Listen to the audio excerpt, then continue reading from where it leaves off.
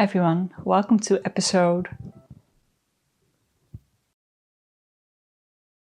8 of my Knitting for the 1900s series, in which I work my way through knitting patterns of the 1900s, one decade at a time. So I've already done the 90s till the 30s. Wait a second. Like I said, I worked my way through the 19s till the 30s, and now I'm at the 20s. And for this one, we're going to do something a little bit different, because so far I've done clothing pieces. Now we're doing an accessory. There are two main reasons. Number one is that I'm not the biggest fan of 20s fashion. I really like a fitted waist, and 20s and a drop waist is just not for me. And one of the rules I set out for myself when I started this whole journey, that I would only make stuff I will actually wear, because I could have done a lot of really crazy, interesting, wacky stuff throughout all of those decades. But if I'm not wearing it, I think that's really wasteful. So that's one of the reasons I went with something other than clothing for the 20s. The other reason, honestly, I just don't have a lot of time to work on this project. I'm on a bit of a deadline and I needed something that was a little bit quicker to make. So what I'll be making is this knitted silk purse. I thought it was really interesting because it has a really different mechanism for the opening and closing. There's this thing with all these strings. I don't know, it's so confusing. I don't understand how it works yet. I've read through the whole article many times, I still don't understand. So that's going to be interesting when we get to that point. We're going to have to figure it out as we go along. But I thought that added a little bit of interest to an otherwise pretty simple project. Now the measurements for this is pretty small because it tells me to work basically 5 inches, but then you fold it double, so it's only going to be 2.5 inches in height, so you won't be able to fit a lot into this. Now what I will be using this purse for is mainly for some of my knitting supplies, just the smaller items like scissors, stitch markers, scrap yarn, tapestry needles. All of those things, they are just kind of everywhere in my house, which is annoying. So I would like to make this bag so that I can put all of that in there. And it will also be really helpful when I'm traveling. So I don't need it to be very big. And my plan is to, instead of making it 2.5 inches high, just to go a little bit higher with 3 inches. And then for the width, I really need it to be big enough so that I can fit this ruler in there, because I use this all the time. So that's a little bit more than 15 centimeters, I think it's going to be. And that's the main goal.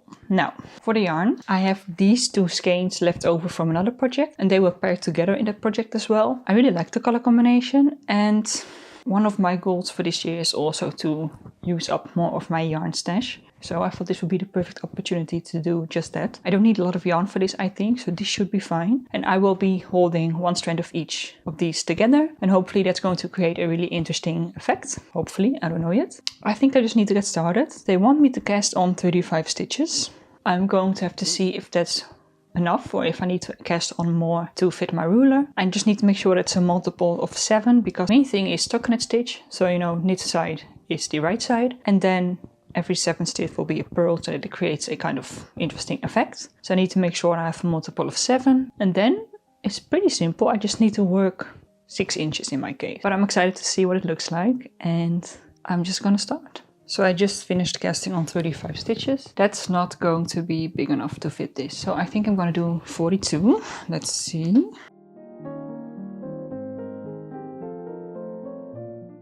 Technically that would fit, but I think I'm gonna do 7 more. That's better. So I have 49 stitches now, and I've just have enough yarn till left, so that's perfect. I also think this combination already looks really cute. Just worked together. So now let's work 6 inches.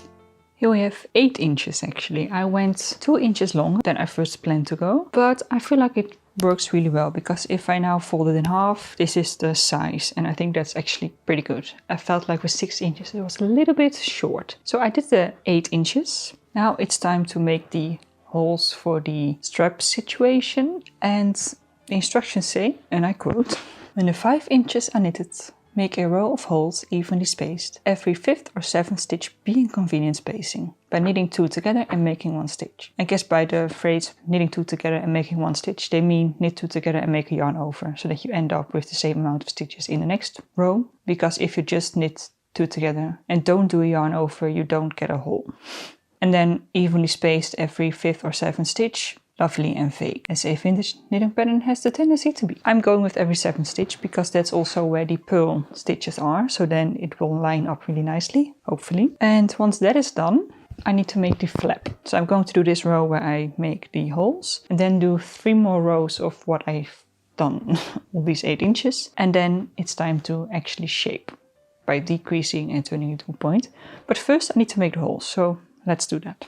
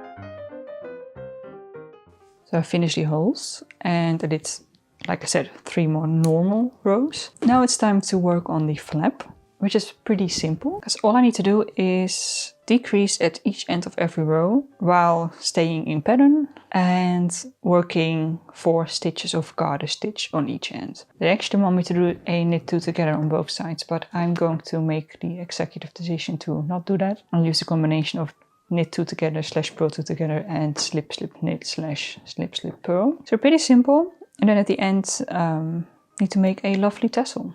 But first I need to shape this flap. Shouldn't take too long because I have 50 stitches I believe, so it will take about 25 rows. Once I finish the flap, it's almost done already. Then I'll at least get to see the actual shape with the flap, and then all I need to do is sew it together and then make the straps and figure out how to install the straps, if you will. But that's a future me problem. Let's first focus on the flap.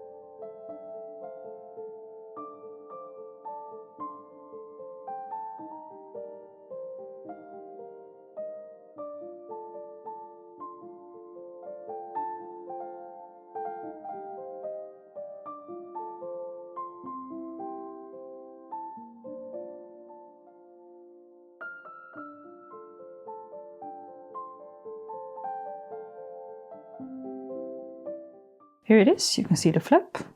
lovely. And I quickly blocked it because this was a little bit warped because it was pretty tight. But now it's all nice and flat, which means it's time to turn this into an actual purse instead of just a piece of fabric. So what I need to do for that is fold it really simply. Need to find the row of holes, which is up here. And I just need to get this to kind of match up with that, like this. And then you can also really see the vision kind of. It folds over like this. Really nice. So I just need to sew these two seams. Pretty easy. This is probably the final easy thing I do because we're getting dangerously close to the point where I have to figure out the whole strap situation. But let's first sew these two seams. Here it is with the side seams sewn. And you can definitely start to see it come together now. So then I just have to fold this over and it looks like a purse. I'm half tempted to just add maybe a snap button or a magnetic closure here or a normal button and just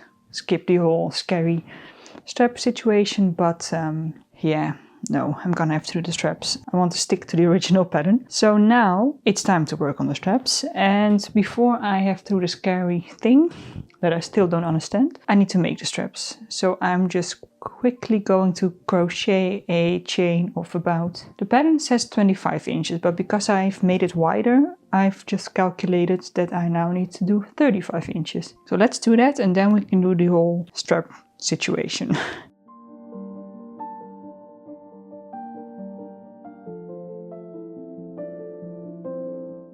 Here's the finished crochet chain. So it's now time to figure out this scary strap situation. So I have my instructions and we're going to figure this out together. So what they say is measure it in even parts to match the holes in the knitting and mark with small pins. At these points the chain is drawn through the holes and sewn to the front edge of the purse under the flap, and every time it is drawn through it is looped into the small bone ring at the top. Hang on, I need pins. Okay, I didn't get pins, I got stitch markers because that works fine. I have 6 holes in the front, so I'm guessing I need to measure this in 6 parts. Okay, and now. So at these points the chain is drawn through the holes and sewn to the front edge of the purse under the flap. And every time it is drawn through the ring. Speaking of the ring, I need a ring. I have a couple of options. I actually think this is the right size, so let's go with this one. Now, I'm just going to try something. So confusing. Okay, let's just start by pinning the start of the chain to the front opening piece thing situation. Like that. Then I need to draw this through the hole, which is going to be fantastic because there are stitch markers which will not make it easier. Oh no, that's actually fine. And then I'm guessing through the bone, well in this case wooden ring, through the next hole.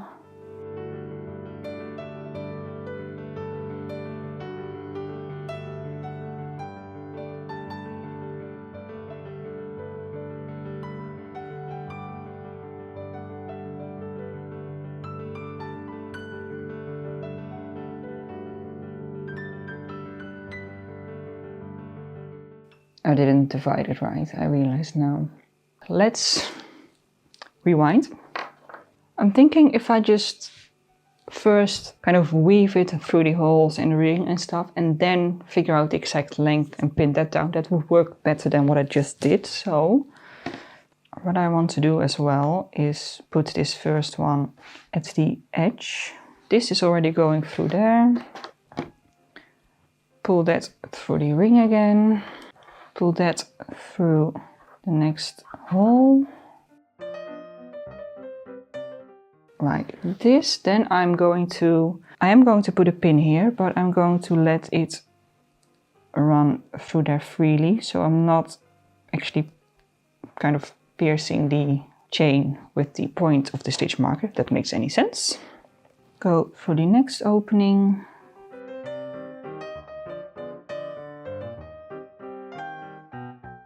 Then through the ring again, making sure I'm going in the same direction, kind of, if that makes sense.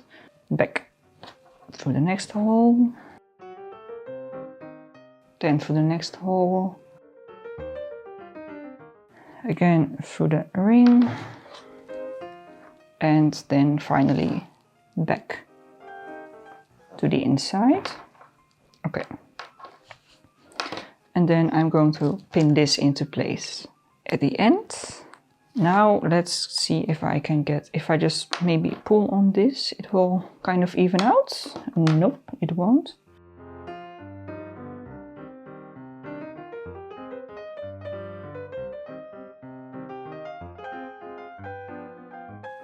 I mean, kind of looks like the reference image, like this. I think that's pretty good actually.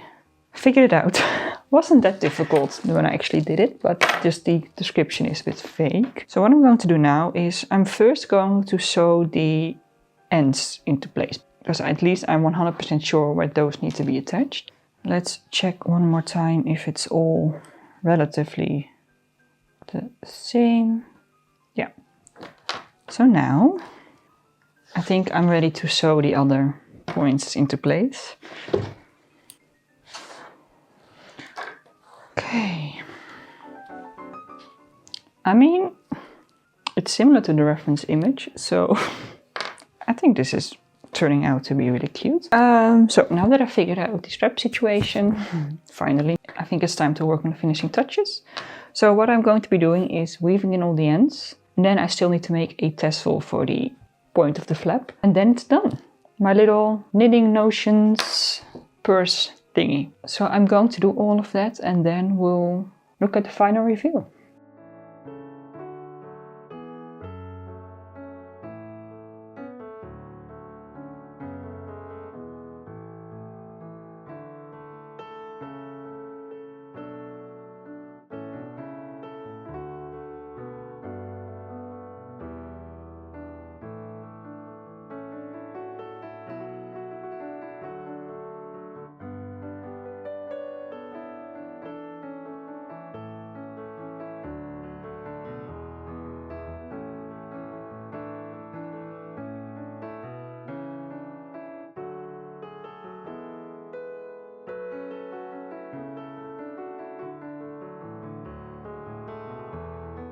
So here she is, my purse, all done.